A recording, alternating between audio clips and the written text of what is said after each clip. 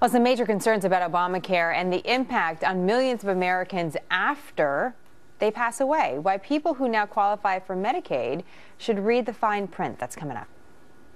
Well, some serious new concerns about Obamacare as the law's fine print reveals millions of people newly qualified to receive so-called free health care under Medicaid may be on the hook for every dime after they die.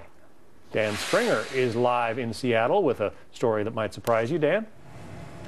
Yeah, it sure will, John. It's called estate recovery, and it's been around since Congress passed a law way back in 1993 when states were frankly going broke over the rising Medicaid costs.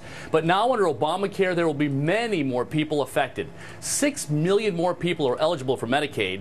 Many of them own a home and may even have other assets. States are allowed to keep a running tab on all your Medicaid bills from age 55 to 64, and after your death can attach a lien on your estate. I think that people are maybe in for a shock when they find out that their heirs are going to be paying for care that they didn't even use because they got into a system under false pretenses.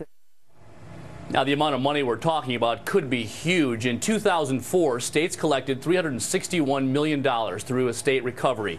$44 million of that was in California alone. Now, under Obamacare, the Golden State is expecting 1 to 2 million more people in its Medicaid program. And it's going to continue the practice of collecting as much as it's allowed by law. And unlike in the past, when most Medicaid recipients were poor and or disabled, we're finding plenty of people who have serious assets but not a high income. One guy here in the Seattle area told us he wants no part of Medicaid. I did not want to be on Medicaid because it's supposed to be a safety net program. It's not supposed to be for somebody who has assets that can pay the bill. I used to pay the bill. I didn't want money from the government for that. And get this, we also found a couple in their 60s that got married to stay out of Medicaid.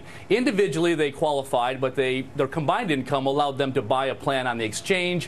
Why'd they do it? Well, the woman owns a home and wants to will it to her children free and clear from Uncle Sam. John? So you get death and taxes, and then taxes after death. After death, yeah, you got it. Only this government could concoct something like that. Dan Springer, thank you. Yep.